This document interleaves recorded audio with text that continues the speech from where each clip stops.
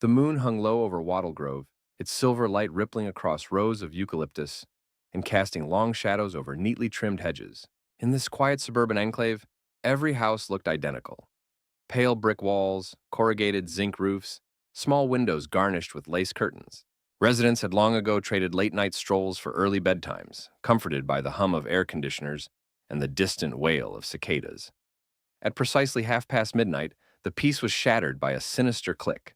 Atop the roof of 12 Silvergum Crescent, a masked figure pried open a skylight, metal jiggling against old paint. A second silhouette followed, hauling a duffel bag that already bulged with stolen jewelry and laptop chargers. Their companion, perched on the ridge, gestured toward another house, 12A, where they'd planned to strike next. Below, the narrow driveway lay empty, save for the hum of a lone streetlight and sprinklers that hissed as they swept water across the front yard. Inside the Glenning household, the only sign of life was the soft snore of elderly Mrs. Glenning dozing in her favorite armchair. The thieves moved fast. One dropped through the skylight into the master bedroom, the other flung open drawers and emptied them into the bag. The third stayed aloft, scanning the street for approaching headlights. Far below on the pavement stood Sergeant Leon Lee Harding. He'd been on a routine nighttime patrol when his radio crackled with a neighbor's tip. Strange noises on the roofs above. Lee's patrol car idled with lights off, the engine ticking as it cooled. He stepped from the cab, flashlight in hand, and looked up. At first he saw only the gleam of zinc under moonlight. Then, thump! A heavy thud echoed across the roofs. Lee's flashlight beam flicked upward, just in time to catch a flash of russet fur disappearing over the eaves of 12A. "Did you see that?" he whispered into his radio, voice taut. A faint crackle answered, then silence. Lee climbed the perimeter fence, its slats slick with dew, and crept along the side of 12 Silvergum Crescent. His boots made no sound on the damp grass.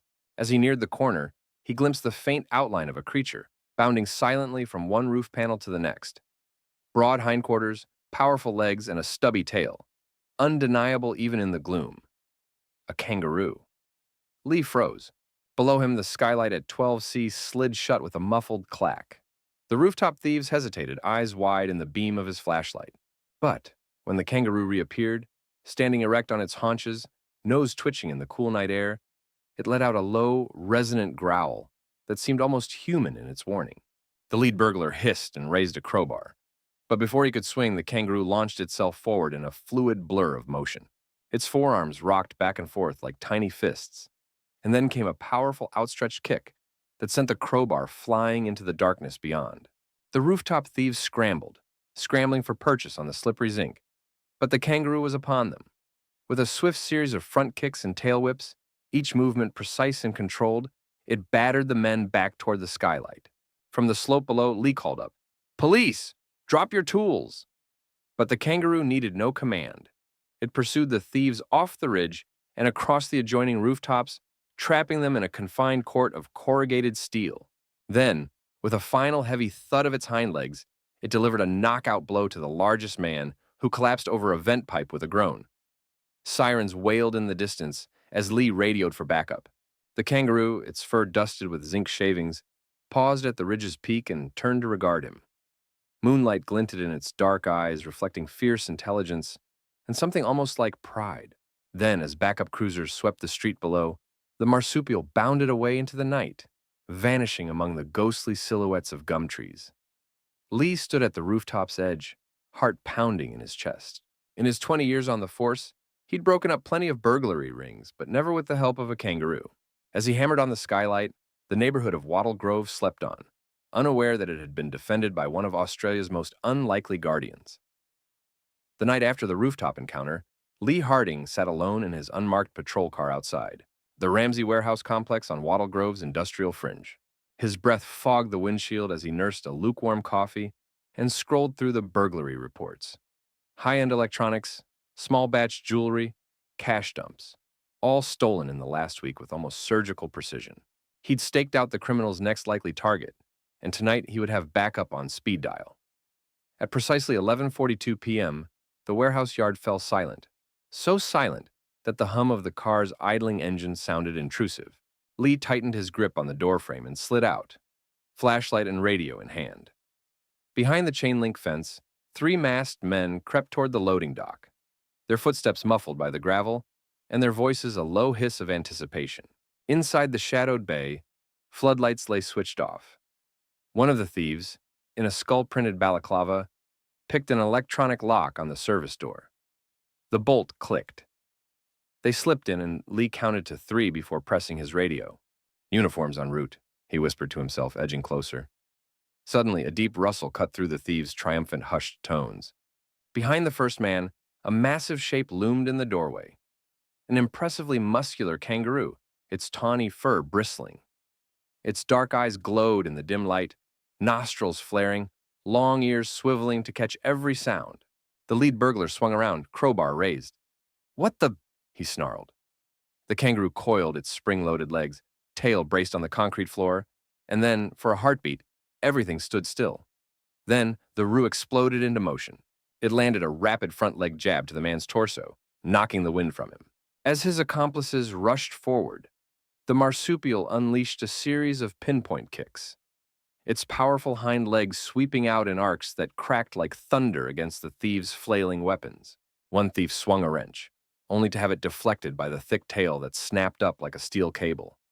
Outside, Lee burst in, shouting, "Police! Freeze!" But he needn't have bothered. The kangaroo cartwheeled backward to avoid a desperate swing, then charged again, delivering a punishing rear kick that sent the second burglar sliding across the oil-stained floor. The third criminal attempted to backpedal toward the forklift, but the roo intercepted him, grabbing the pant leg with a swift paw grab before sweeping his legs out. Panting, Lee cuffed the rattled men as they lay dazed on the concrete. Overhead, the warehouse's neon sign flickered on, bathing the scene in a harsh blue glow. The kangaroo, its muscular chest heaving, paused at the threshold, surveying Lee with a cool detachment. Then, without a backward glance, it hopped away into the night, vanishing into the shadows from which it had emerged. Lee stood amid the strewn tools and crumpled men, marveling. He radioed the dispatcher. "You're not going to believe this, but we've got our perp, and he's a kangaroo." As police sirens drew near, Lee looked back at the empty doorway. In Wattle Grove, it seemed, justice wore a marsupial's hop, and tonight, that hop had brought down an entire burglary ring. 2 nights after the warehouse fray, Lee Harding paced the polished concrete floor of the old Wattle Grove meatworks, its cavernous interior echoing under bare fluorescent tubes. He'd transformed the decommissioned abattoir into a makeshift community center. Tables draped with gaudy bunting, folding chairs circling a canvas ring taped onto the grease-stained floor. A single spotlight hung overhead, its harsh beam focused on the ring's center. Lee wore a navy suit and a crooked grin. Tonight's community boxing fundraiser was a decoy, advertised in local newsletters and on social media as a charity bout to save the town's battered community hall. It was designed to lure the burglary ring into one place. And in their greed, they'd expose themselves. The air smelled of sawdust, sweat, and spilled iced tea from the refreshment table. Across the ring stood Jonah Miles, Lee's junior partner, patting his fists into red gloves. Opposite him, a mannequin, draped in a torn hoodie and topped with a papier-mâché mask, served as the kangaroo's temporary sparring partner. Lee had fashioned a set of extra-large kangaroo gloves by taping over Jonah's own, and he'd given the roo a matching pair, sized by a local costume designer. In the audience, mostly neighbors, curious onlookers, and a few plainclothes officers, whispers drifted. "This is brilliant," one local mom murmured. "I can't believe police would do something so Australian." Another fiddled with her phone camera, ready to catch every moment. Lee checked his watch. 11's hard p.m. The warehouse thefts had followed a predictable cycle, and tonight the thieves would target the event's cash box, believing a single night's takings to be an easy score. Lee flicked off the hall lights except for the ring, plunging the room into shadow. A single announcer's mic crackled to life. "Ladies and gentlemen, thank you for supporting the Wattle Grove Community Hall Fund." In the left corner, wearing red gloves, our hometown hero, Sergeant Lee Lionheart Harding. Applause erupted as Lee raised his arms. He slipped gloves onto his hands, the leather stiff against his cuffs. The announcer continued, and in the right corner, his opponent, Roo, our very own marsupial contender. A hush fell as a handler unzipped a canvas crate at ringside. A large kangaroo, its tawny fur ruffled and eyes gleaming, bounded into the ring. Lee's breath caught. The roo's powerful hindquarters flexed, and it sniffed the air, weighing both contenders with a single keen glance. Then it squared its shoulders, shifting onto its spring-loaded legs. Moments later, Lee ducked low and jabbed a quick gloved fist at the mannequin's mask. At his signal, the kangaroo advanced, its front limbs curling into improvised fists. A hush rippled through the hall as the Roo delivered the first blow. A swift jab to the mannequin's side, forcing it to wobble. Lee feinted, then the Roo step-kicked lightly, pivoting fluidly on its tail to avoid the next counterattack. Behind the masked mannequin, the burglary ring, three masked figures slipped in with crowbars and duffel bags, creeping toward the cash table under cover of audience distraction. But as they reached the refreshments cart to snatch the locked cash box, a heavy thud echoed from the ring. One robber spun around, eyes widening as the kangaroo pivoted on its hind legs and delivered a precise front kick to the mannequin, only to see the real target emerge. Lee swept the robber's legs with a gloved hook, sending him sprawling. Pandemonium erupted. The kangaroo bounded forward with astonishing speed, tail whipping out to trip the second thief as he lunged for the box. Its padded gloves met his arm in a blunt block, then counterpunched into his midsection. The man dropped the cash box, which skidded across the sawdust. The kangaroo scooped it up between its paws, protecting the community's funds as Lee called into his radio, "This is it. Move in." Within seconds, plainclothes officers converged, cuffing the dazed burglars as the audience cheered. The kangaroo hopped to Lee's side, dropping the cash box at his feet with a satisfied thump. Lee knelt and ruffled the Roo's ears, his voice full of admiration. "You did it again, mate." As the arrested men were led away, the announcer blared over the PA, "Ladies and gentlemen, give it up for our champion, Kangaroo Knockout." The spotlight swung to illuminate the Roo, now standing shoulders high on its hind legs, chest heaving in powerful breaths. Children clapped and called its name in wonder. Outside, the moon shone through drifting clouds as Lee escorted the kangaroo to a waiting wildlife officer's vehicle. He paused at the back, handing over the crowd-funded cash box, still locked and jangling. "You've saved the community twice now," he murmured. The marsupial bobbed its head, ears twitching at the distant wails of sirens. In the hush of the deserted street, Lee watched the kangaroo slip into the back of the truck. He stood alone under the street lamp, police radios crackling around him, and felt the weight of the night's triumph. Wattle Grove's burglary ring lay broken, and its people safe, all thanks to the most unlikely of champions, a boxing-gloved kangaroo who guarded home and hearth with the swiftest paws this side of the outback. Dawn broke cold and gray over Wattle Grove Police Station as the three burglars, Marcus Spike Eldridge, Carl Knuckles Moreno, and Devin Red Harlan, were led from the holding cells to the interview room. Their wrists bore the light bruises of Sergeant Harding's handcuffs, and each man wore the same battered hoodie he'd tried to rob on the night of the boxing fundraiser. Spike spat on the tiled floor. "This is bullshit," he snarled. "There's no Roo in those videos." Lee Harding settled behind the table, tapping a flash drive into his laptop. On the screen flickered grainy but unmistakable CCTV footage. A hulking kangaroo in boxing gloves, bobbing on muscular hind legs, delivering a clean right hook to Knuckles' jaw, and then calmly retrieving the stolen cash box. He fast-forwarded to the warehouse raid, where the same Roo had swept the thieves off the zinc roofs with a series of calibrated front kicks. The men exchanged horrified glances. Devin's bravado wavered. Okay, he muttered. "Maybe we got our asses handed to us by a kangaroo." Across town in the Wattle Grove Magistrates Court, the three were arraigned that afternoon. Magistrate Emily Richardson, a strict but fair jurist known for her love of local wildlife, listened as the prosecutor laid out the charges. 3 counts of burglary, possession of burglary tools, and willful destruction of private property. When asked if they had any defense, Spike stood and cleared his throat. "Your Honor," he began, voice unsteady, "we'd like to call a witness." The courtroom fell silent as Lee approached the bench, leading a handler from the Wattle Grove Wildlife Sanctuary. Zoo staff in logoed jackets. Behind them, in a secure enclosure at the back of the courtroom, sat Kangaroo Knockout himself, ears pricked and head tilted with evident curiosity. Magistrate Richardson's eyes widened. "A live kangaroo as a witness?" she asked. Lee smiled. Yes, Your Honor. We have secured the proper permits. Knockout will demonstrate how he incapacitated the defendants.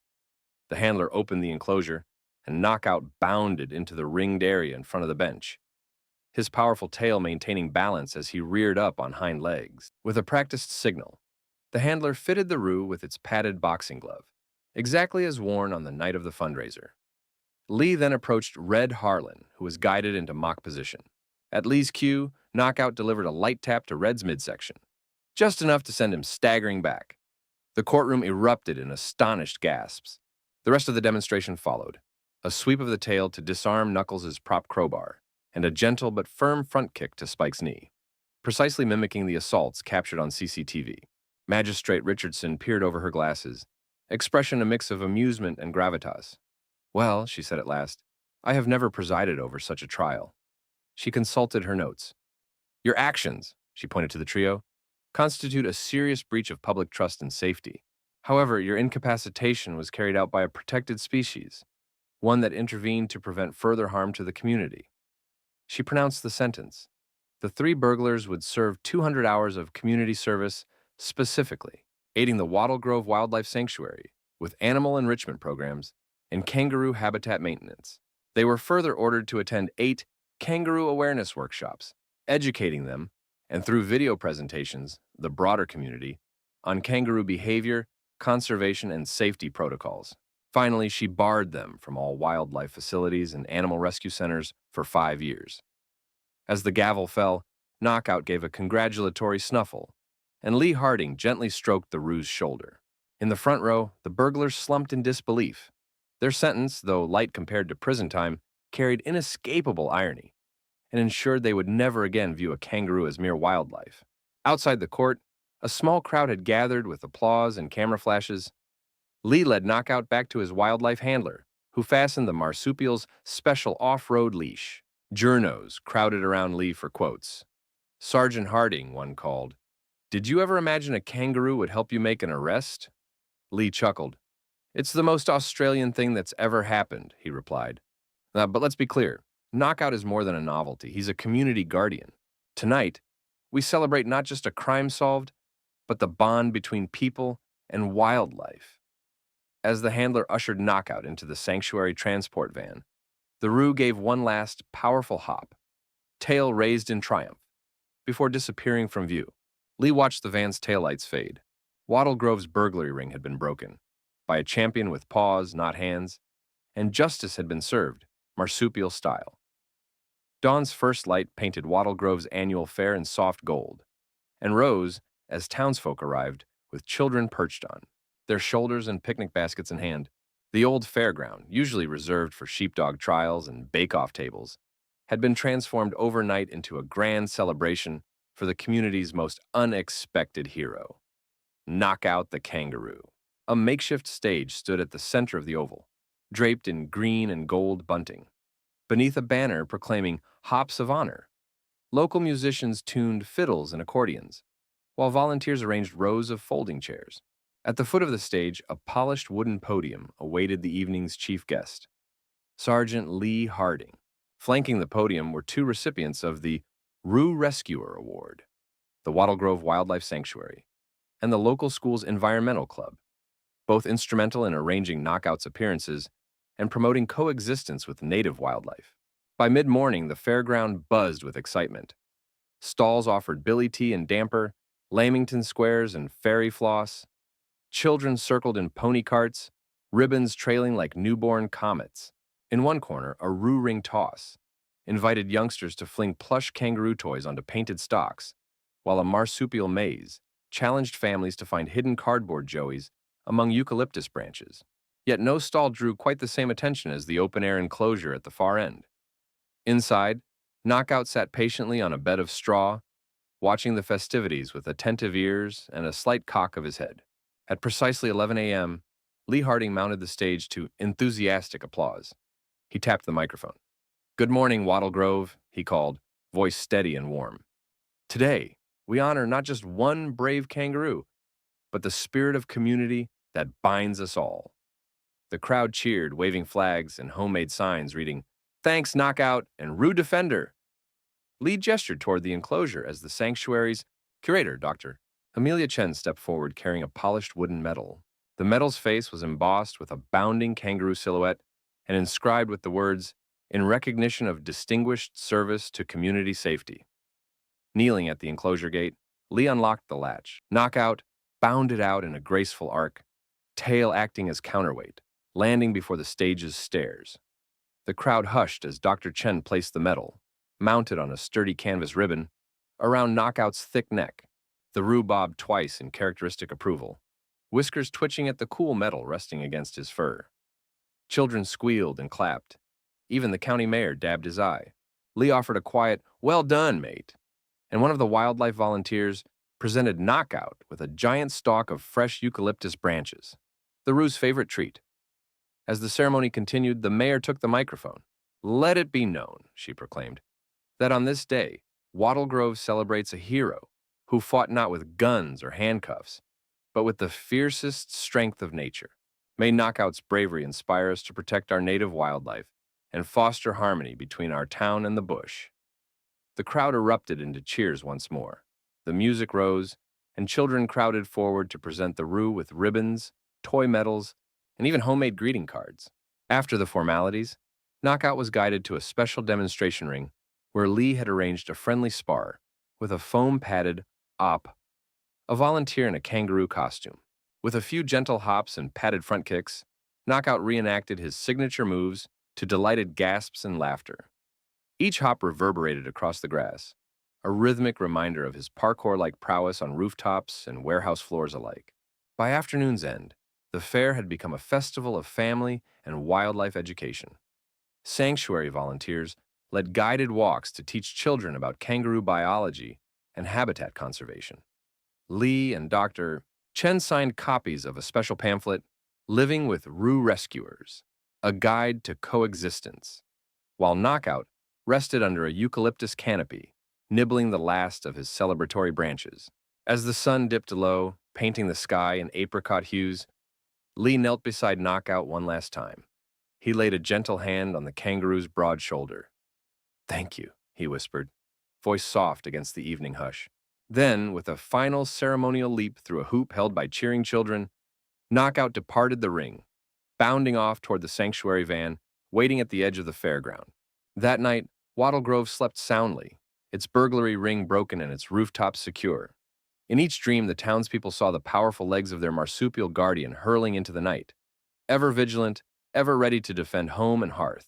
And in the hearts of all who witnessed the day's celebration, the memory of Knockout's hops of honor would endure, a timeless testament to courage born on powerful paws.